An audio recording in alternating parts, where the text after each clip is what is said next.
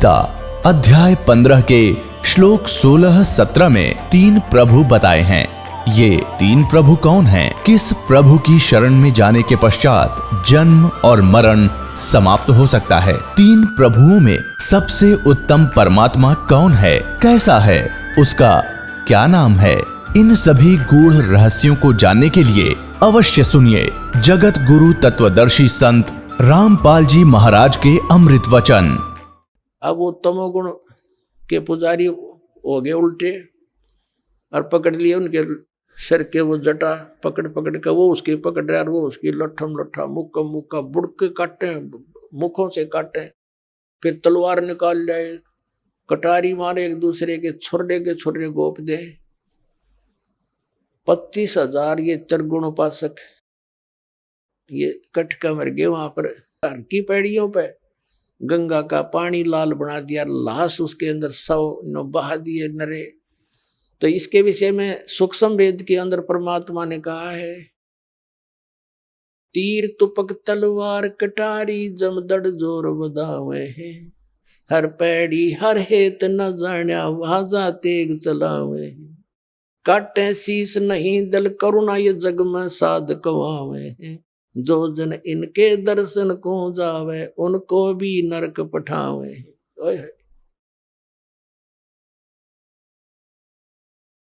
अब क्या बताते हैं कि तीर कटारी तलवार ठोके एक दूसरे में, और ये तीर तुपक तलवार कटारी नौके जम धड़ जोर बधावे हैं, यानी कति डट के युद्ध किया उन्होंने। और हर पैड़ी हर हेत नहीं जान्या वाजा कर्द चलावे हैं। भगवान हर पैड़ी कवे, भगवान का प्रेम भी नहीं और आपस में कटका मर गए वहां पर। काटे शीस नहीं दल करुणा ये जग में साध कवावे हैं, इनका इतनी दया नहीं, राक्षस से भी बुरे ये। काटे शीस नहीं दल करुणा ये जग में साध कवावे हैं, और जो जन इनके दर्शन को जावे, इसे ऐसे व्यक्तियों के पास जो जागा उनको यही पाठ पढ़ाओगे कटने और मरने का, तो उनको भी नरक पठावे।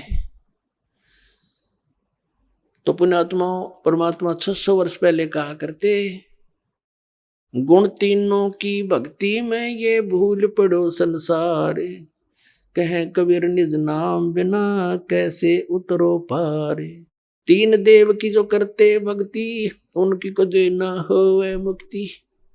अपने आत्मा परमात्मा ये कहा करते, ब्रह्मा विष्णु महेश तुम्हारे दुश्मन नहीं बताए, ये अपने भाई बहन हैं और काल का फंस गई अच्छी आत्माएं हैं, इनको बना दिया यहाँ का चौधरी, इनकी मृत्यु होगी जब इनको गधे बना कर छोड़ देगा और नई तैयार कर लेगा। आप मत है, ये तो हमारा दुरुपयोग कर रहा है।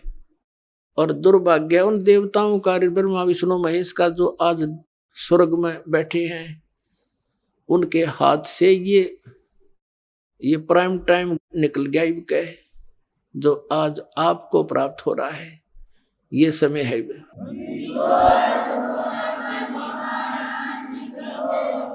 परमात्मा कबीर जी आदरणीय गरीबदास साहिब जी को सतलोक लेकर गए थे, वह सब सतीथि से परिचित करा कर, ब्रह्मा विष्णु महेश की सतीथि से परिचित करा कर वापस छोड़ दिया।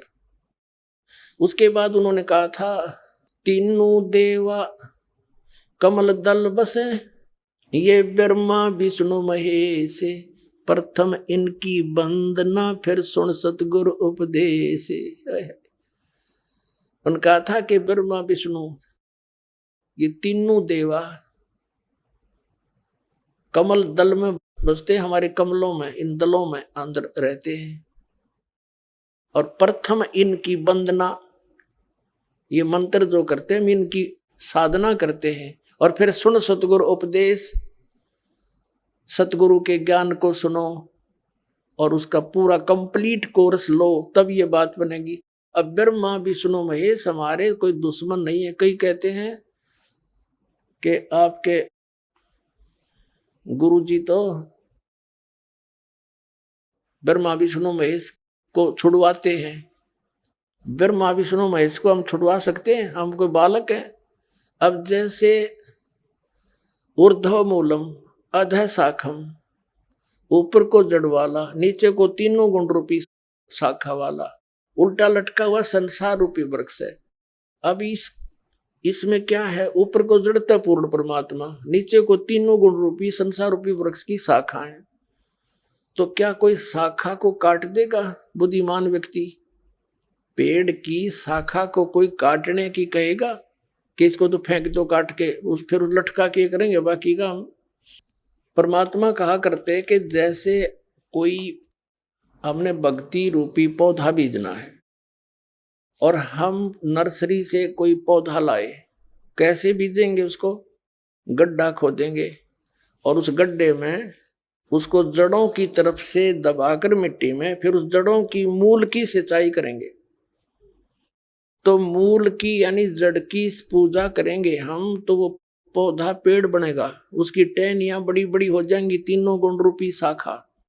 तो उन शाखाओं का फल लगेगा और फल के लिए हम सारा प्रोसेस अपना कर रहे हैं, फल प्राप्ति के लिए हम कर रहे हैं। तो वो हमने तोड़ने नहीं होते, हमने ऐसे करना है, अपनी way of worship according to the spiritual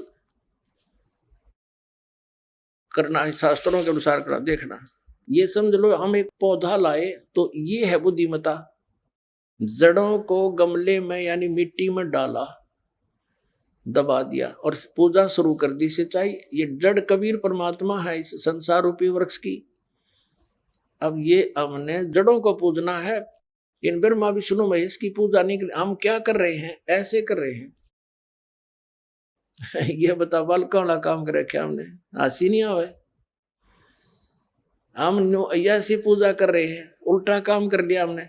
Brahma Vishnu Mahesh को हम इष्ट रूप में पूज रहे हैं, गमले में ला दिए ब्रह्मा विष्णु महेश और ये पूजा कर रहे हैं। तो कोई क्या कहेगा? समझदार व्यक्ति ने घर सीधा कर ले इसने, और वो लड़े, हट जा दूर, खबरदार तूने क्या कर दिया। अब देखो जड़ छोड़ दी हमने, अब जड़ ऊपर रहेगी तो पौधा, भक्ति रूपी पौधा सूख गया, ये यूजलेस है। ये शास्त्र विधि को त्याग कर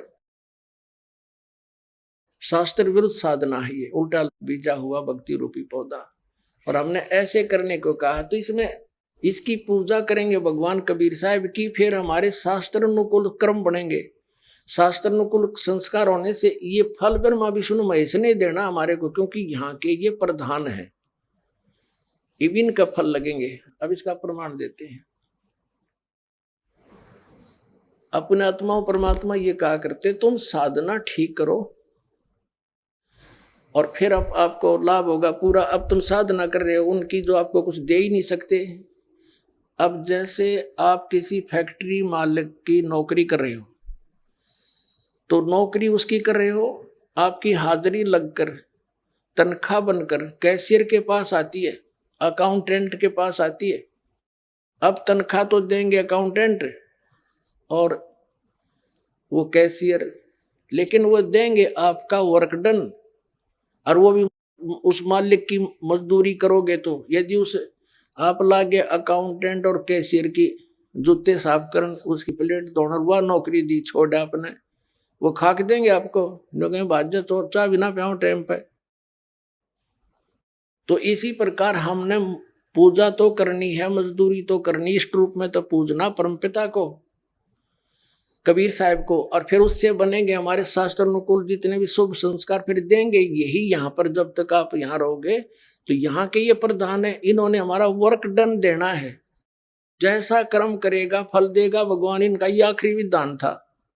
तो ये भगवान तो वर्क डन ही दे सकते, इसमें ऐड नहीं कर सकते। और फैक्ट्री मालिक बनवाने के रखे दे तोहफे में, यानी परमात्मा हमारे मालिक हैं, मालिक तो कुछ भी दे सकता है। अब और थोड़ा दिखाते हैं, क्योंकि कंसेप्ट इससे जुड़ा हुआ है। इसी गीता जी अध्याय नंबर 3 के, ये श्रीमद् भगवद गीता अध्याय नंबर 3 के आपको दिखाते हैं, श्लोक 10 से लेकर 15। ये देखिएगा, श्रीमद् भगवद गीता अध्याय नंबर 3 के और श्लोक नंबर 10। प्रजापति ब्रह्मा ने कल्प के आदि में यज्ञ सहित प्रजाओं को रचकर कहा था, तुम लोग इस यज्ञ के द्वारा, यज्ञ माने धार्मिक अनुष्ठान, शास्त्र अनुकूल वृद्धि को प्राप्त हो, यह यज्ञ तुम लोगों को इच्छित भोग प्रदान करने वाली हो। 11वें में कहा है यज्ञ के द्वारा देवताओं को उन्नत करो और वो देवता तुम लोगों को उन्नत करें। इस प्रकार निस्वार्थ भाव से एक दूसरे को उन्नत करते हुए तुम लोग कल्याण को प्राप्त हो जाओगे। 12वें में फिर कहा है यज्ञ के द्वारा बढ़ाए गए देवता। बताओ देवता ने क्या हम पकड़ के बढ़ावांगे, खींच के बढ़ावांगे उन्हें। अब ये विधि बता रखी है कि शास्त्र अनुकूल साधना करने से, जड़ की पूजा करने से ये तीनों देवता रूपी शाखा बढ़ जाएंगी, बड़ी हो जाएंगी, फिर ये फल देंगे। देखिए यज्ञ के द्वारा शास्त्र अनुकूल साधना के द्वारा बढ़ाए हुए यानी बढ़े हुए देवता, ये तीनों शाखाएं तुम लोगों के बिना मांगे ही इच्छित भोग निश्चित देते रहेंगे। उन देवताओं को दिए हुए भोगों को जो पुरुष उनके बिना दिए स्वयं भोगता है वह चोर है। अब क्या सिद्ध हो गया कि जैसे हम मूल की पूजा करेंगे, मूल की यानी जड़ की पूजा करने से टहनी बड़ी हो जाएंगी, ये देवता बढ़ गए, बड़े होकर ये फलों से लथपथ हो जाएंगी, ये टहनी बिना मांगे देंगे अपने आप, क्योंकि हम मूल की पूजा कर रहे हैं तो अपने आप इनके बस की बात नहीं, देने पड़ेंगे फल हमारे को। आगे देखो, और जो फिर कहते हैं धर्म दान नहीं करते तो वो तो चोर हैं, वो फिर स्वयं भोगता है बिना गुण को दिए यानी बिना कुछ दान किए तो चोर है। 13वें में कहा है यज्ञ से बचे हुए अन्न को खाने वाले श्रेष्ठ पुरुष सब पापों से मुक्त हो जाते हैं। और जो पापी लोग अपने शरीर पोषण के लिए ही अन्न पकाते हैं वे तो पाप ही खाते हैं। अपने आत्माओं यहाँ पर इस सतलोक आश्रम बरवाला जिला हिसार हरियाणा में पूरे विश्व में एक ही स्थान है जहाँ शास्त्र अनुकूल साधना होती है।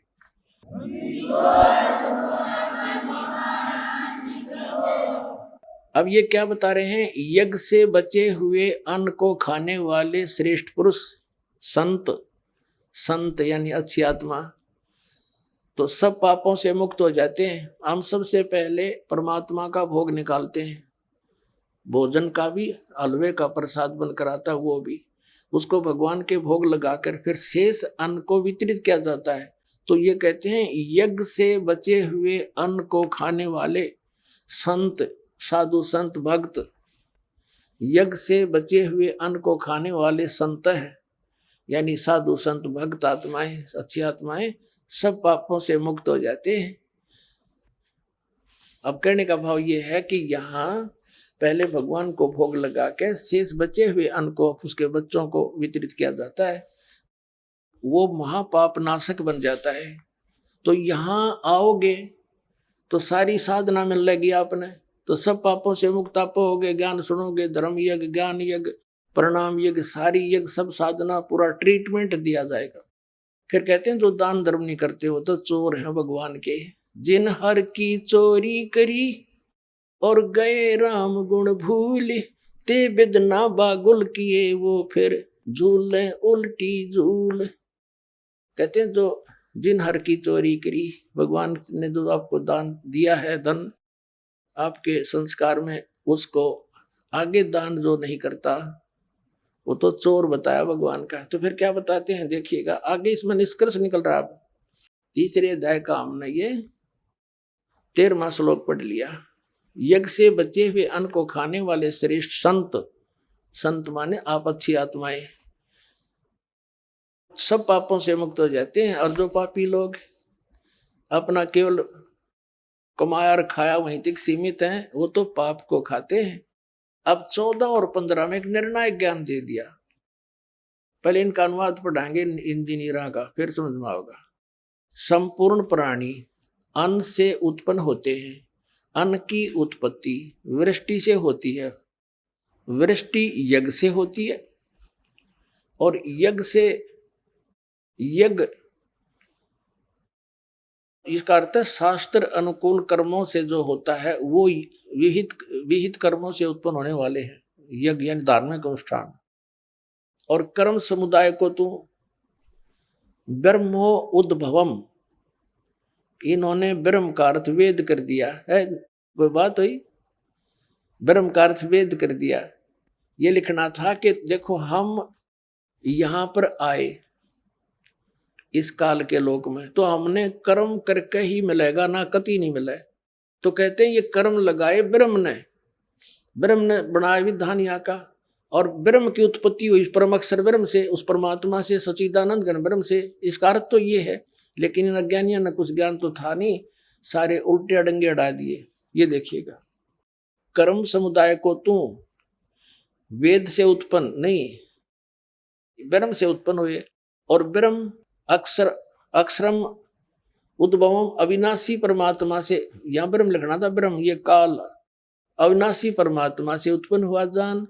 इससे सिद्ध होता है कि सर्वगतम ब्रह्म, सर्वगतम माने सर्वव्यापी परमात्मा, सबका मालिक, सदा ही यज्ञों में प्रतिष्ठित है। उसको वो इष्ट रूप में पूज्य है, वही प्रतिष्ठित है सभी यज्ञों में, उसको इष्ट मानकर पूजा करनी चाहिए। इसका निष्कर्ष ये निकल गया। अब हम उस परमात्मा को इष्ट मानकर पूजा करेंगे तो हमारी शास्त्र अनुकूल साधना होगी। और इसमें कहा कि सारा जो शास्त्र अनुकूल साधना करने से हमारे शुभ संस्कार बनेंगे, ये भक्ति रूपी पौधा बड़ा होगा, ब्रह्मा विष्णु महेश के पास हमारे संस्कार जाएंगे, और ये बिना मांगे आपको देंगे, आपको बिना मांगे देंगे। जैसे फल लदपत हो गए टहनिया के, आप भी खाओ, रिश्तेदार भी ले जाओ, और पड़ोसी भी तोड़ ले जाओ, तो भी समाप्त ना हो। तो इस प्रकार हमारा ये पूरा भक्ति क्रम पूरा होता है। तो हम आपको सबसे पहले परमात्मा ने कहा है कि तीनों देवा इन कमल दलों में बसे, ये ब्रह्मा विष्णु महेश, और प्रथम इनकी वंदना, और फिर सतगुरु उपदेश। तो हम इनकी पूजा नहीं कर रहे, हम किसी का किराया दे रहे हैं, जैसे हम टैक्स भर रहे हैं बिजली का, हम बिल भर रहे हैं इसका, टेलीफोन का, वो पूजा थोड़ी कर रहे हैं, वो तो हम उनको दे रहे हैं। तो हमें हमारी सुविधाएं जारी रखेंगे, नहीं देंगे तो कनेक्शन काट देंगे। तो हम शास्त्र अनुकूल साधना कंप्लीट कोर्स ना करके अपनी अपनी डफली पीट रहे हैं, जिस कारण से हम परमात्मा से मिलने वाली साधना से वंचित होकर के हम नास्तिक होते जा रहे थे। अब परमात्मा ने दया करी आपके ऊपर और इस दास के ऊपर। इस दास को बनाया वो तत्वदर्शी संत, और जो ज्ञान परमात्मा 600 वर्ष पहले छुपा गए थे खजाना, इस दास को चाबी दे दी। अब दास ने खोल दिया उसके बच्चों के सामने, अब खाओ और खर्चो, चलो सतलोक।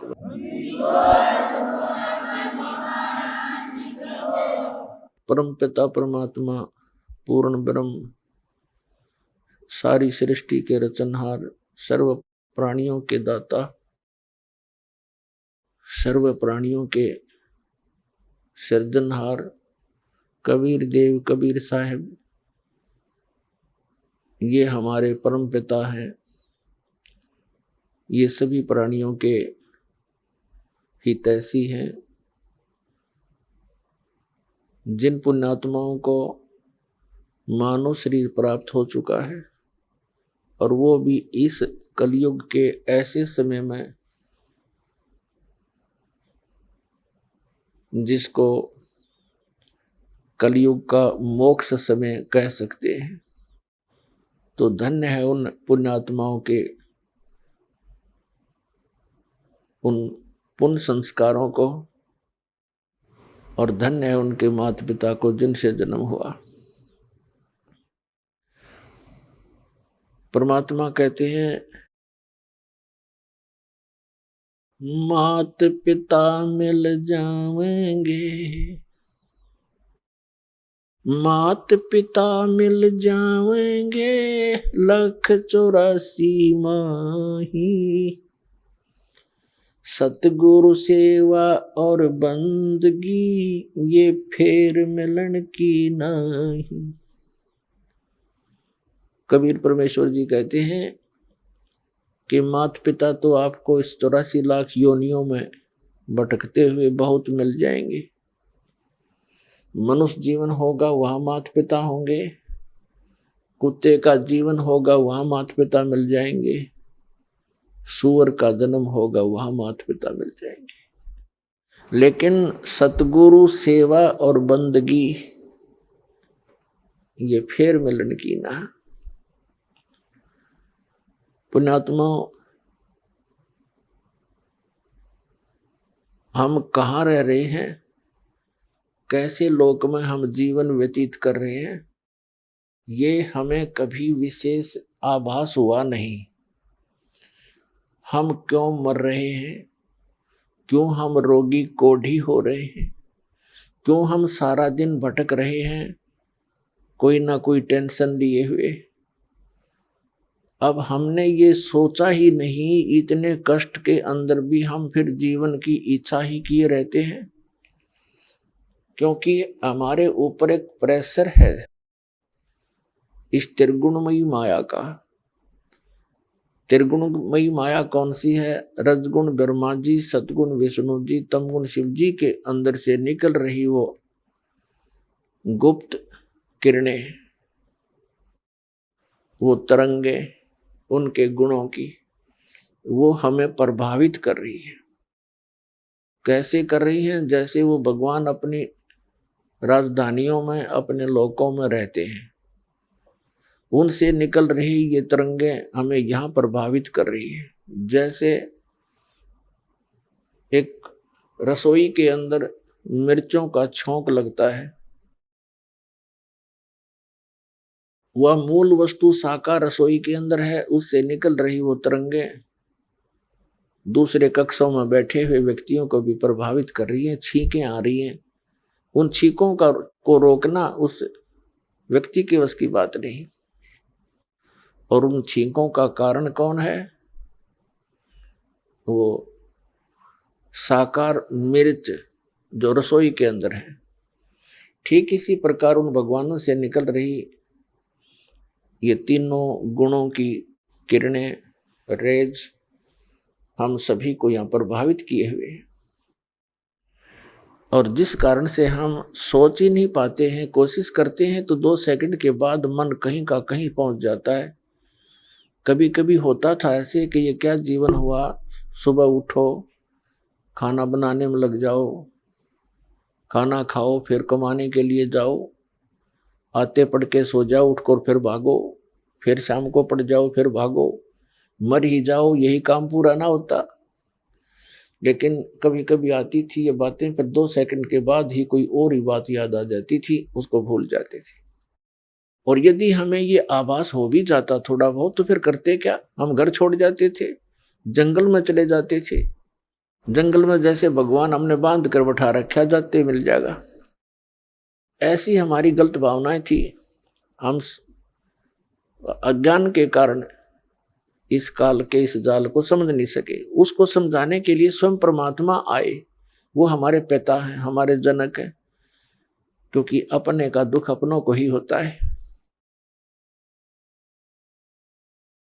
तो इसके लिए परमात्मा कहते हैं, कबीर ये माया अटपटी और सब गट आण अड़ी, किस किस ने समझाऊं या कुआ भांग पड़ी। या त्रिगुणमयी माया की, यहाँ के सुख सुविधाओं की, यहीं के चोचलों को देखकर मन यही भ्रमित रहता है। तो ये भांग पी रखी हमने, जब ये भांग उतर जाएगी, आप बाकी का जीवन गिन गिन कर काटोगे, भगवान कद पीछा छूटे इस गंदे लोक ते। अरिवज्ञानता के कारण हम यही सुविधाएं, यही जुटाने के लिए लगे रहते हैं, यही की सुख सुविधाएं प्राप्त करने के लिए हम संतों ऋषियों के पास मंदिरों मस्जिदों में जाते रहते हैं, और ये हमारे साथ ना चली, और जीवन सारा इन्हीं की जोड़ जुगाड़ में व्यर्थ हो जाता है। तो वो ज्ञान परमात्मा ने आके दिया। तो यहाँ बताया है कि माता पिता मिल जाएंगे लख 84 में, और सतगुरु सेवा और बंदगी भाई फेर मिलन की ना। अपन आत्मा सतगुरु शब्द एक बहुत महत्वपूर्ण है। अब जैसे गुरु किसे कहते हैं? गुरु उसको कहते हैं जो मार्गदर्शन करता है, वो अपने अक्षेत्र का मास्टर होता है। जैसे कोई मैकेनिक है, उसको भी गुरु मानते हैं, उसके शागिर्द जिनको वो ट्रेनिंग देता है। ऐसे ही अक्षर ज्ञान देने वाले भी टीचर, वो भी गुरु कहलाते हैं। वो अपने विषय के मास्टर होते हैं। बहुत अच्छी बात है, उनको गुरु कहा जा सकता है। लेकिन अध्यात्म मार्ग के अंदर दास ने देखा है कि गुरु पद पाकर भी वो बिल्कुल नालायक आदमी है। उनको कख नहीं पता अपने सब्जेक्ट का। अब जो आध्यात्मिक टीचर हैं, गुरु हैं, तो उनको अपने सिलेबस का ज्ञान होना चाहिए। तो वो टीचर हैं, न काहे के टीचर हो तो बकवादी इंसान है। जिस अध्यापक को अपने सिलेबस का ज्ञान नहीं, अपने सब्जेक्ट से परिचित नहीं, उसके बाहर का ज्ञान विद्यार्थियों को सुना रहा है, तो विद्यार्थियों का शत्रु है वो व्यक्ति। वो गुरु नहीं है, भले ही उसको गुरु कहते हैं, टीचर कहते हैं, वो तो गलत ज्ञान टीच कर रहा है। तो यहां सतगुरु शब्द की इसलिए आवश्यकता पड़ी कि ये गुरु पद पर विराजमान व्यक्ति ये गुरु नहीं है, ये झूठे हैं। इसलिए सतगुरु की आवश्यकता पड़ी। सच्चा गुरु, सच्चा टीचर, रियल टीचर। तो इसका मतलब सच्चा गुरु है तो कोई झूठे गुरु भी है, तभी तो सच्चे शब्द की आवश्यकता पड़ी। तो उसकी पूर्ति करने के लिए स्वयं परमात्मा ही आते हैं। परमेश्वर की वाणी माता है, 3 लोक और भवन चतुर्दश कोई नहीं सत्संगी। सत्संगी का अर्थ होता है जो पूर्ण रूप से सत्य को आधार मानकर अपनी सर्व आध्यात्मिक क्रियाओं को करता है, वो सत्संगी कहलाता है। और वो सत्संग कहां से सुनने को मिलता है? सतगुरु से मिलता है। तो जो भोली आत्माएं नकली गुरुओं के पास साधना कर रही हैं, उनके शिष्य बन गए हैं, वो सोच तो ये रहे हैं कि हमें सतगुरु मिल गए, लेकिन ये उनकी भूल है, क्योंकि उनको ज्ञान नहीं। तो उसकी पूर्ति करने के लिए, उसका निराकरण करने के लिए, इस अज्ञान का नाश करने के लिए स्वयं परमात्मा आते हैं। और जिस लोक में हम रह रहे हैं, ये काल का लोक है। इस लोक का काल है राजा, और ये माया जाल पसारा हो। चल अंसा सतलोक हमारे, छोड़ो यो संसारा हो। तो पुण्यात्माओं, वो परमात्मा स्वयं यहां आते हैं, वही एक सतगुरु की भूमिका करते हैं, वही एक सच्चे भगत की भूमिका करते हैं, वही एक सच्चे संत की भूमिका करते हैं, और वही एक नेक नागरिक की तरह एक अपना उदाहरण करते हैं। एक नेक नागरिक यानी अच्छा व्यक्ति समाज में रहने के किस प्रकार वो रहे, किस प्रकार की उसकी गतिविधियां होनी चाहिए, ये सब लीलाएं माल्य की करके हमें एक उदाहरण पेश करते हैं। तो वो परमात्मा पूर्ण ब्रह्म, जिसको सतपुरुष भी कहते हैं, उसी को अमर पुरुष भी कहते हैं, उसी को अकाल मूर्त, शब्द स्वरूपी राम और सतपुरुष, उसी परमात्मा के ये उपमात्मक नाम है। उनका रियल नेम जो है, वास्तविक नाम कबीर देव है, कबीर साहब। वेदों में कबीर देव, कुरान शरीफ में कबीर अल्लाह, अल्लाहु अकबर, अल्लाह कबीर। भले ही इन्होंने अपने हिसाब से उनका अर्थों के उस कबीर शब्द के अर्थ कर दिए हों, लेकिन वो बोध उस पूर्ण परमात्मा का ही है, पूर्ण परमात्मा का, अमर पुरुष का। कबीर परमेश्वर जी ने 600 वर्ष पहले जब इस कलयुग में आए थे, सन 1398 से सन 1518 तक 120 वर्ष परमात्मा यहाँ रहे, और एक जनसाधारण जैसी लीला की, जो कि वो प्रत्येक युग में ऐसी एक लीला करते ही करते हैं। तो उस समय वो एक शिशु रूप धारण करके सतलोक से आए थे अपने निज धाम से,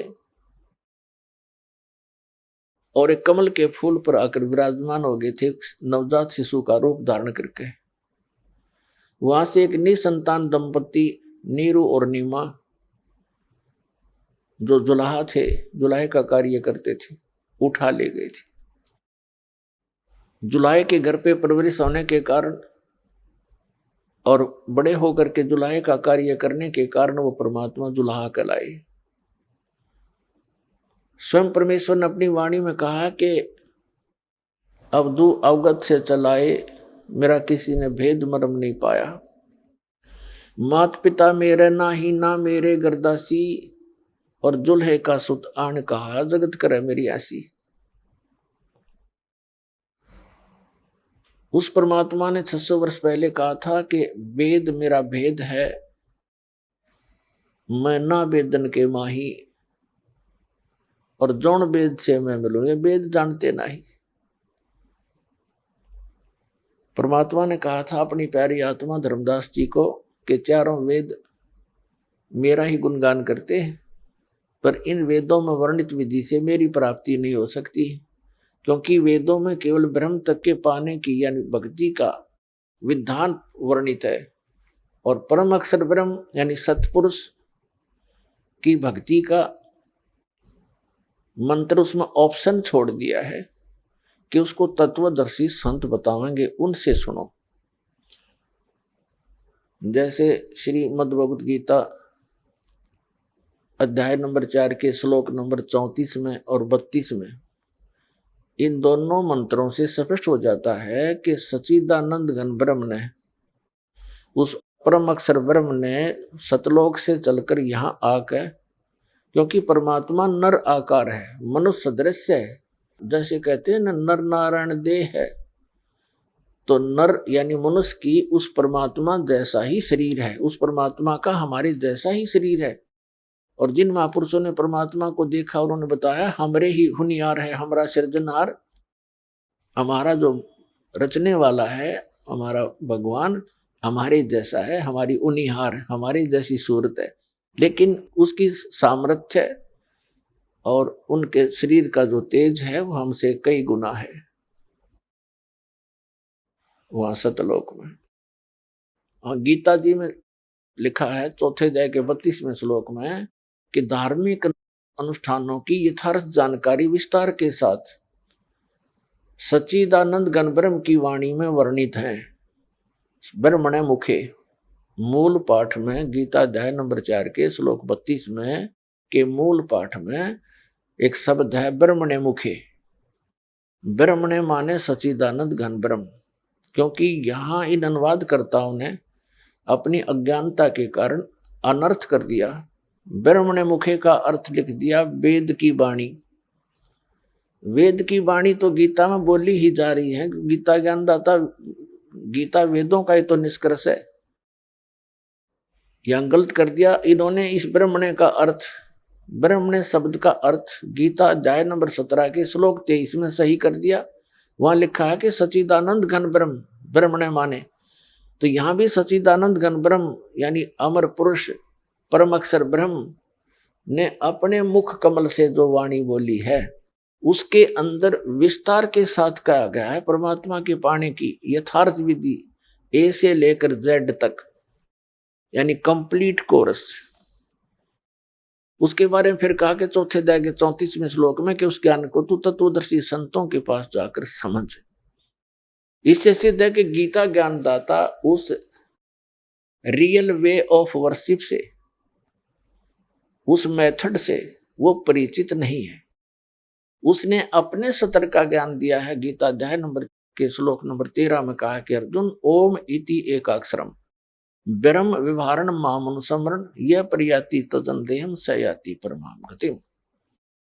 क्योंकि ये ब्रह्म, ये सरपुरुष, ये काल श्री कृष्ण जी में प्रवेश करके गीता जी का ज्ञान बोल रहा है। तो वो कहता है मुझ ब्रह्म का केवल एक ओम अक्षर है, नथिंग एल्स। और भी जो तुम अटपट करते हो, ओम नमः शिवाय, ओम भागवते वासुदेव, फलाना फलाना, ये सब बकवादे हैं, ये मंत्र नहीं है।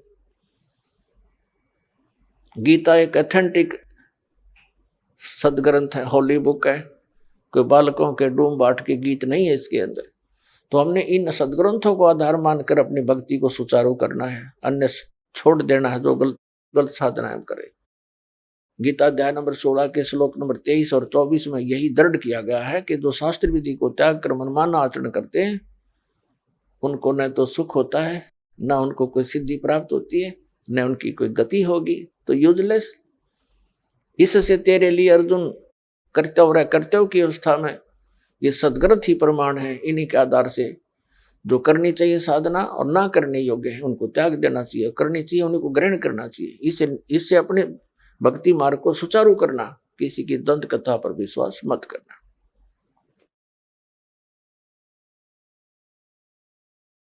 इसी प्रकार यजुर्वेद का 40वां जो अध्याय है ये अंतिम अध्याय है और इसमें कुल 17 श्लोक है, मंत्र है।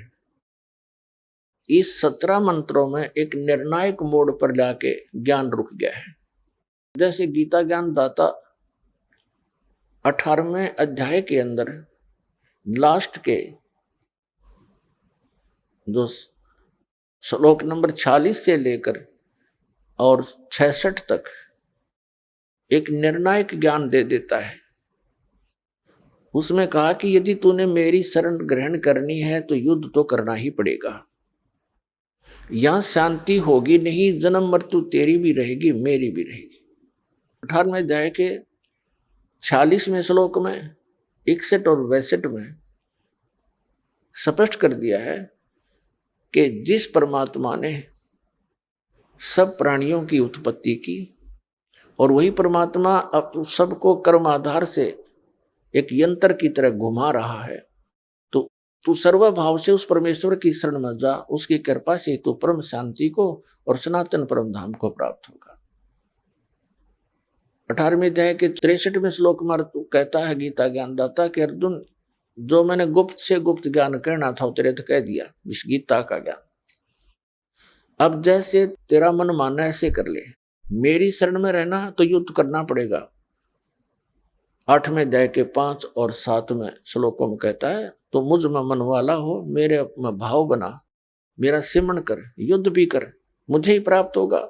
फिर तुरंत 8वें अध्याय के 8, 9, 10 में 3 श्लोकों में कहा कि उस परमेश्वर की शरण में जाना है। उसकी भक्ति करेगा तो उसकी शरण में जाएगा, मेरी भक्ति करेगा तो मेरे पास रहेगा, उसकी भक्ति करेगा तो उसके पास पहुंच जाएगा। 18वें अध्याय के 63वें श्लोक में गीता ज्ञानदाता कहता है कि अब तू सोच ले तूने कौन सा फैसला करना है। मेरी शरण में रहना है तो 18वें अध्याय के 65वें श्लोक में कहा कि मुझ में मन वाला हो, मुझे नमस्कार कर और मेरा ही स्मरण कर, मुझे ही प्राप्त होगा, डोंट वरी। फिर 18वें अध्याय के 64वें श्लोक में गीता ज्ञानदाता कहता तुझे एक गुप्त से और गुप्त भेद बता देता हूं कि जिस परमात्मा के शरण में जाने को मैं तुझे कह रहा हूं 18वें अध्याय के 62वें श्लोक में, वो मेरा भी इष्ट देव है। ये गुप्त भेद है, मैंने तो ये मेरा गुप्त से गुप्त तुझे बता दिया है। एक तो गुप्त तो बता चुका है 18वें अध्याय के 63वें श्लोक में कि ये अति गोपनीय से भी गोपनीय ज्ञान तेरे को गीता वाला मैंने सुना दिया है। तो फैसला कर ले, डिसीजन कर ले, तूने मेरी शरण में रहना, युद्ध करना पड़ेगा और जन्म मृत्यु तेरी भी बनी रहेगी मेरी भी रहेगी, ये तो समाप्त हो ही नहीं सकती। और उसकी शरण में जाना है तो उसकी शरण में जा, उसको उसके लिए संतों को खोज ले, मुझे नहीं मालूम। फिर 18वें अध्याय के 64वें श्लोक में तुरंत कहता है कि एक गुप्त और बताऊं, सुने, दोबारा सुन, मेरा पूज्य देव इष्ट देव वही है। तो और परमात्मा ने कहा था उस कि अवगत से चल आया, मेरा कोई भेद मर्म नहीं पाया।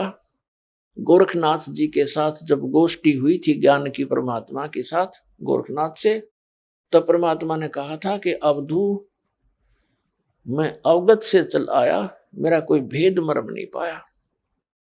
मात पिता मेरा नहीं, ना मेरे गरदासी, मैं जुल्हे का सुत आन कहा, जगत करे मेरी ऐसी। और फिर कहा था तेरा ज्योत स्वरूपी अलख निरंजन वो धरता ध्यान हमारा, क्योंकि ये जितने भी काल के पुजारी हैं, ब्रह्म पुजारी हैं, उसको अलख निरंजन बोलते हैं कि वो तेरा अलख निरंजन वो धरता ध्यान हमारा, वो भी हमारा ध्यान करता है, तभी अपना गुजारा चला रहा है 21 ब्रह्मांड का। हम फिर उसी प्रसंग पर आते हैं। तो 18वें अध्याय के 62, 63, 64, 65 और 66 में कति निर्णायक ज्ञान है। अब 65 में कहा कि तू मुझ में मन वाला हो, मेरा भक्त बन, मुझे नमस्कार कर, तो मुझे ही प्राप्त होगा, चिंता मत कर। फिर 18वें अध्याय के 66वें श्लोक में कहा कि यदि तूने उसकी शरण में जाना है, उस परम अक्षर ब्रह्म की शरण में, जिसके विषय में 8वें अध्याय के गीता के प्रथम मंत्र में अर्जुन के पूछने पर कि किम तत्परम, उसका उत्तर दिया है गीता ज्ञानदाता ने तीसरे मंत्र में गीता अध्याय 8 के परम अक्षर ब्रह्म है। फिर 18वें अध्याय के 66वें श्लोक में कहा कि उसकी शरण में जाना है तो सर्वधर्मान परित्यज माम, मेरे सतर की जो ब्रह्म साधना तूने की है, जैसे ओम नाम का जाप, यज्ञ आदि, तो मुझ में छोड़ दे। फिर एकम शरणम व्रज, एकम अद्वितीय है, जिसके समान दूसरा कोई नहीं, सर्वशक्तिमान, उसकी शरण में व्रज माने जा। इन सभी अज्ञानियों ने व्रज का अर्थ आना कर दिया। बताओ ये किसे टीचर थे और कैसे गुरु थे ये? जैसे इंग्लिश वर्ड है गो, और गो माने जाना होता है, किसी भी कीमत पर आना नहीं हो सकता। और जिन्हों गो का अर्थ कम कर दिया, आना कर किया हुआ है, तो कितना बुद्धिमान होगा, कैसा समझा उसने उस प्रकरण को, उसने तो बट्ठा बैठा दिया। तो ऐसे बट्ठे बैठा रखे हैं इन नकली गुरुओं ने, इसलिए सतगुरु शब्द की आवश्यकता पड़ी और सतगुरु की आवश्यकता पड़ी। इसी प्रकार यजुर्वेद अध्याय नंबर 40 के श्लोक नंबर 10 से लेकर 13 तक ये स्पष्ट किया है कि कोई तो परमात्मा को साकार मानता है कि वो जैसे श्री राम श्री कृष्ण रूप में उत्पन्न होता है संभवात, और कुछ अन्य जो उसको असंभवात यानी वो जन्म नहीं लेता, निराकार मानते। इसके विषय में वो तत्वदर्शी धीराणाम माने तत्वदर्शी संत, जिनका टिकाऊ ज्ञान है, वो ठीक ठीक बताते हैं, उनसे सुन ले।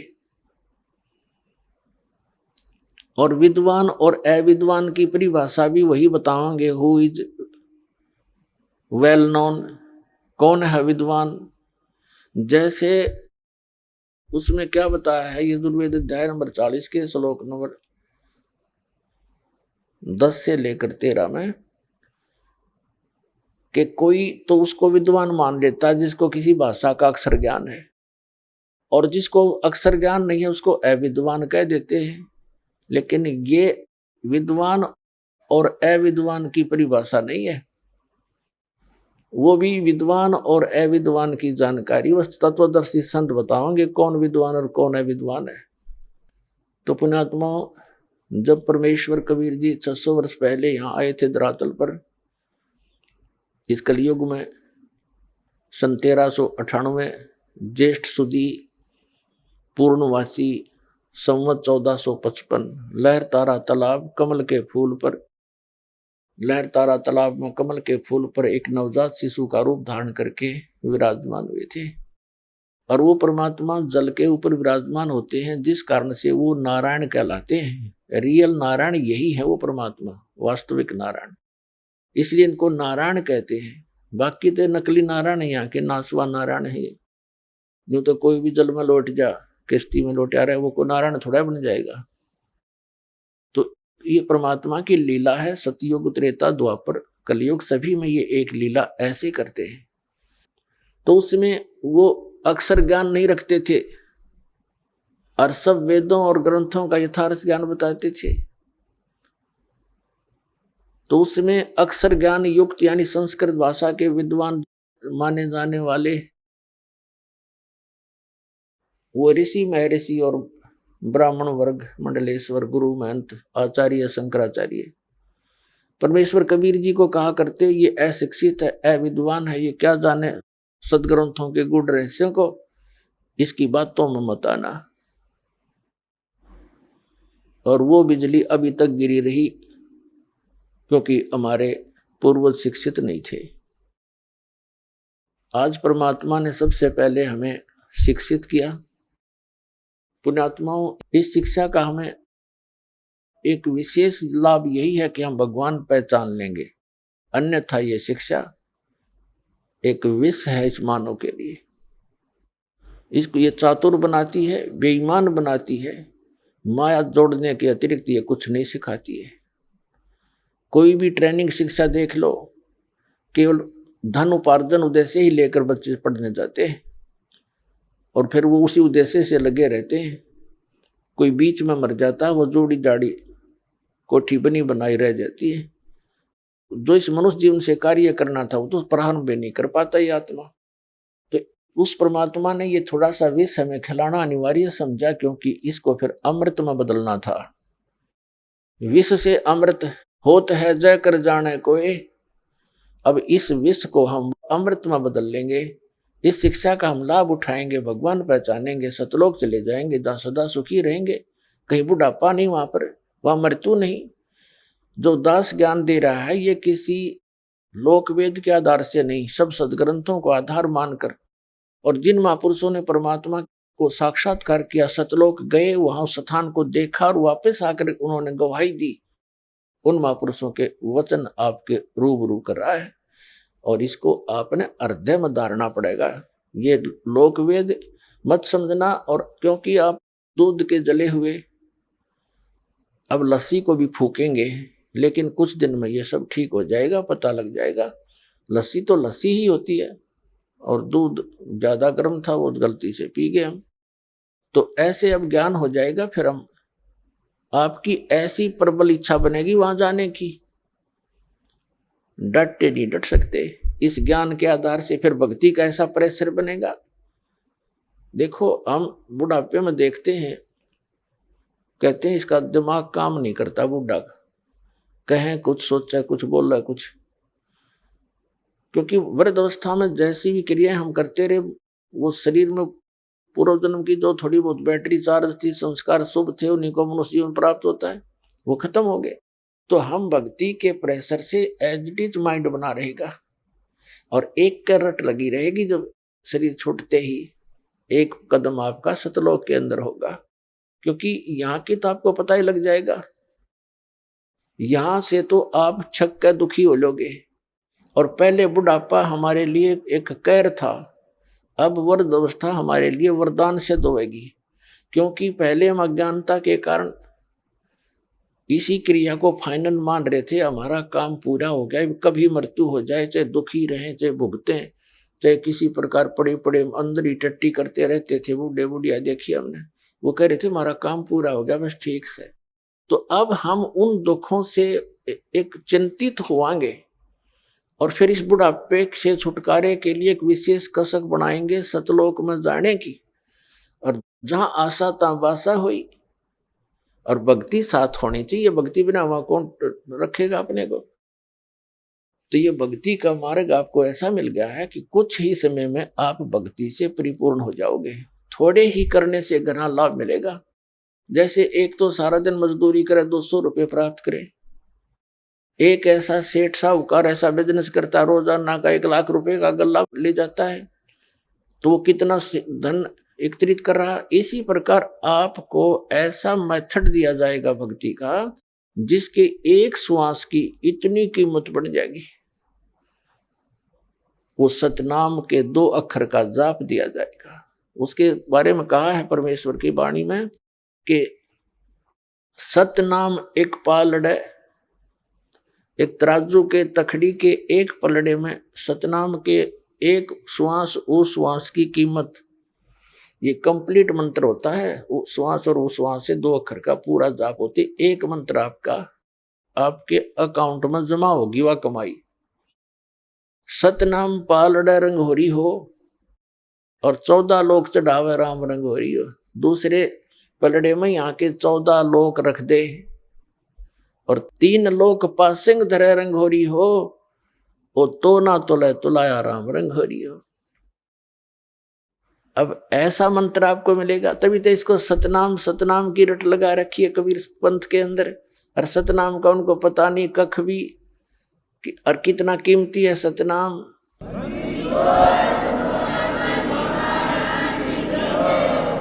तो इस सतनाम की कीमत एक श्वास की कितनी बता दी, अब हिसाब ला लेना। और आप कितनी भक्ति लेकर आए थे वहां से, कितनी पूंजी लेकर आए थे, यहाँ भी कंगाल हो गए, भिखारी मांगते फिरो हैं, फिर भक्तिहीन हो गए हम, बन गए कुत्ते गधे सुअर बना दिए इसने, सब लूट लिया इसने हमारे को, इस काल भगवान ने। इसने ये रेस्टोरेंट बना रखे हैं, स्वर्ग महास्वर्ग। आप यहाँ थोड़ी बहुत पुण्य दान करते हो, परमात्मा की दया से करवाते हैं, वो आकर के वो स्वयं आते हैं, अपने बच्चों को भक्ति से चार्ज कर जाते हैं, कहीं भी प्रकट हो जाते हैं किसी भी रूप में आकर के, और उनको भक्ति मार्ग बता जाते हैं। कुछ दिन वहां रह जाते थे। पहले तो ऐसा था कि एक क्षेत्र का व्यक्ति दूसरे क्षेत्र में नहीं जानता था वहां क्या हो रहा है, क्योंकि इधर आना जाना कन्वेंस थी ही नहीं। तो परमात्मा एक एक दिन 100 जगह 1000 जगह प्रकट होकर के, और वहां गुप्त रूप से साधु रूप बना करके 10-20 वर्ष कहीं रहे, फिर अचानक चले जाते थे और उनको भक्ति से युक्त कर जाते थे। तो आप में आस्था भगवान की बनी रही ना, तो काल तो नास्तिक करवाना चाहता है। आइए अब हम उन श्रद्धालुओं के अनुभव जानते हैं जो जगत गुरु तत्वदर्शी संत रामपाल जी महाराज जी से दीक्षा प्राप्त कर चुके हैं तथा उनके द्वारा बताए गए भक्ति मार्ग पर चल रहे हैं। नमस्कार सर। नमस्कार सर। सर क्या नाम है आपका? अनंत राम सोनी है सर। अनंत राम जी, आप कहाँ से हैं? गांव सुपा, पोस्ट ऑफिस बड़े भंडार, तहसील पुसौर, जिला रायगढ़, छत्तीसगढ़ सर। अनंत राम जी, संत रामपाल जी महाराज से नाम दीक्षा आपने कब ली? 2021 में लिया सर। अनंत राम जी, क्या आप कोई भक्ति साधना भी करते थे? मैं भक्ति साधना नहीं करता था सर। तो फिर क्या कारण बना कि आप संत रामपाल जी महाराज जी की शरण में आए, जैसे कि आपने बताया कि आप कोई भी भक्ति साधना नहीं करते थे? सर मैं बहुत दुखी था, मेरे हाथ और पैर बहुत ठंडा हो चुका था सर, और साल कंबल जर्सी से मेरे को गर्मी नहीं मिलता था सर, आग तापने से मेरे को गर्मी मिलता था सर। इसी कारण मैं चलने योग्य नहीं था, मेरे पैर में बहुत पीड़ा था सर, और मैं सीढ़ियाँ चढ़ नहीं सकता था सर। इतना मेरे को थकान महसूस होता था सर, मैं थरथराहट महसूस होता था। मेरा उम्र लगभग 47-48 साल का था सर। मैं चलने फिरने में बहुत मेरे को पीड़ा होता था सर। उसके बाद में मैं अपने नज़दीक ज़िला RL अग्रवाल के पास मैं ट्रीटमेंट कराने पहुंच गया सर। उसके पास 2 महीना तक मैं ट्रीटमेंट कराया सर, मेरे को कोई राहत नहीं मिला। उसके बाद PK गुप्ता के पास गया सर, उसके बाद 3 माह तक मैं ट्रीटमेंट कराया सर, मेरे को राहत नहीं मिला। उसके बाद मेरे साथी क्षीरसागर गुप्ता ने मेरे को विशाखापट्टनम ले गए सर। वहाँ जाने के बाद मेरे को 500 रुपये फीस लिया सर, और जांच का 10,500 रुपये ले लिया। उसमें MRI का 6,000 रुपये ले लिया सर, और खून जांच का 3,000 रुपये ले लिया। MRI में मेरा नस दबा हुआ था पीछे साइड का सर, घेंच का नीचे का और कमर का सर, उसी कारण पीड़ा हो रहा है ऐसा मेरे को डॉक्टर ने बोल दिया सर। और मेरा BP बढ़ा था, कोलेस्ट्रॉल बढ़ा था, और मेरा शुगर बढ़ा था सर, जिसमें मेरे को हार्ट का प्रॉब्लम हो सकता था सर। इतना नौबत हो गया था सर। दवा लेने के बाद मैं फिर घर आ गया सर। कुछ दिन खाने के बाद मैं आराम मेरे को नहीं मिला सर। उसके बाद एक दिन इतना चक्कर आया सर, मैं उठकर बैठकर योग्य नहीं था सर। चक्कर से मैं बोल नहीं पाता था सर। मेरे को लाश को पकड़ के ले जाते हैं मुर्दे को, वैसे 4 आदमी पकड़कर रायगढ़ अपेक्स हॉस्पिटल में भर्ती कर दिया। मेरे को भर्ती करने के बाद मेरे सारी रिपोर्ट देखने के बाद इसका नस दब गया है और इसका इलाज नहीं हो पाएगा। इसको DK अस्पताल रायपुर घड़ी चौक में इसको एडमिट कराना पड़ेगा। लगभग 2.5-3 लाख रुपया इसको लगेगा। आप चले जाओ अपने घर, अपना पैसा का व्यवस्था करना और रायपुर चले जाना। मेरे को कहकर छुट्टी दे दिया अपेक्षा रायगढ़ के अस्पताल वालों ने। फिर मैंने, मेरा छोटा छोटा बच्चा था और मैं बहुत दुखी था, मैं रोता था सर। मेरे को इतना भयंकर बीमारी हो गया, आप बच पाओगे नहीं बच पाओगे, ऐसे मेरे को बोल दिया। मेरा छोटा छोटा बच्चा का कैसा गुजारिश होगा कहकर मैं रोता था सर। उसके बाद में बंदी छोड़ सतगुरु रामपाल महाराज का समय बिताने के लिए संग 7:30 बजे शाम को मैं देखा सर। शाम को देखने के बाद बंदी छोड़ सतगुरु जी सतरामपाल जी ने सुबह 5 बजे उठने पर स्वयं मेरे को कहा कि बेटा तू मेरे शरण में आ जा, तू ठीक हो जाएगा, ऐसा मेरे को बोला सर। फिर मेरे पत्नी से बोला सर कि परमात्मा मेरे को स्वयं बुला रहा है, कहाँ जाना है कहाँ आना है मेरे को मालूम नहीं है। फिर उसमें गुरुजी का संत रामपाल महाराज का संग जो आता है उसमें पट्टी में कांटेक्ट नंबर रहता है सर, उसके कांटेक्ट करने पर रायगढ़ आ जाओ, वहाँ नामदान केंद्र है, वहाँ नामदान ले सकते हैं कह के मेरे को उत्तर आया सर।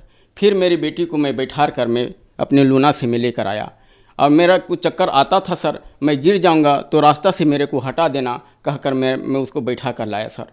और फिर मैं नाम उपदेश लिया सर बंदी छोड़ सदगुरु रामपाल महाराज जी से। सर, संत रामपाल जी महाराज से नाम दीक्षा लेने के बाद आपको क्या लाभ मिले? जैसे कि आपने बताया कि आप बहुत ज़्यादा दुखी थे। बंदी छोड़ सदगुरु रामपाल महाराज जी से नाम उपदेश लेने से मेरे को 1 रुपया का दवाई अभी नहीं लग रहा है सर। मैं निरोग हूँ, किसी प्रकार का दवा लेने का ज़रूरत नहीं है सर। मेरा बीपी शुगर वो हाई लेवल था सर। बंदी छोड़ सदगुरु रामपाल जी महाराज नाम उपदेश लेकर मैं पूर्ण रूप से स्वस्थ और ठीक हूँ सर, किसी प्रकार का दवा नहीं लेता। MRI रिपोर्ट है सर, इसमें मेरा नस दब गया था और इसमें 2.5 लाख रुपया लगेगा, 2.5-3 लाख रुपया लगेगा, ऑपरेशन लगेगा, बच पाओगे या नहीं पाओगे ये मेरे को ऐसा बोल रहा था सर। और बंदी छोड़ सदगुरु रामपाल महाराज से उपदेश लेने के बाद मेरे को कोई दवा नहीं लेते हैं, न कोई दवा नहीं खाते हैं, न ऑपरेशन नहीं लगा सर। आज पूर्ण रूप से स्वस्थ और ठीक हैं सर। और इसमें का ये जितना छोटा छोटा नस है ये सब दब गया है सर। इसके दबने के कारण पैर में पीड़ा हो रहा था सर। और ये 6000 का MRI रिपोर्ट है सर। ये विशाखापट्टनम के। चलने फिरने में बहुत पीड़ा आती थी सर, सीढ़ियाँ चढ़ नहीं सकते थे सर। इसी कारण नस दबने के कारण खून सप्लाई नहीं हो रहा था, इसी कारण में शरीर में पीड़ा आ रहा था सर।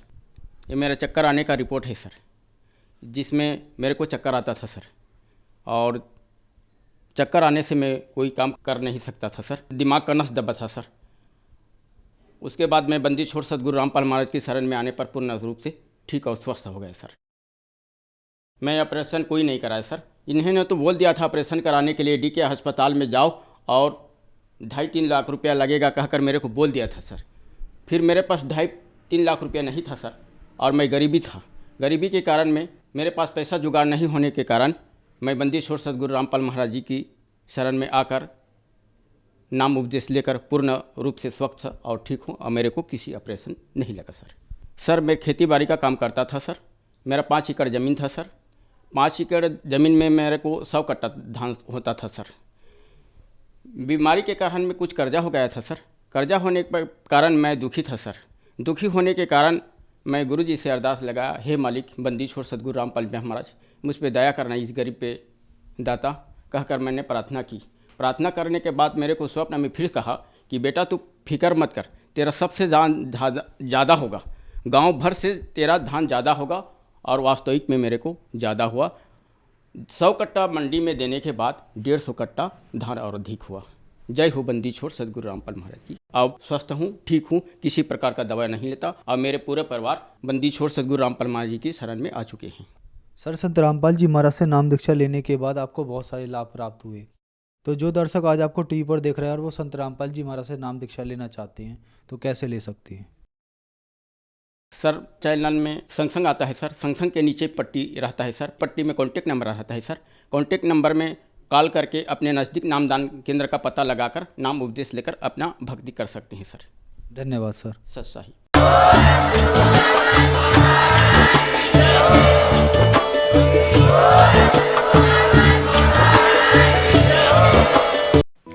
आप सुन रहे थे जगत गुरु तत्वदर्शी संत रामपाल जी महाराज के मंगल प्रवचन। अधिक जानकारी के लिए संपर्क करें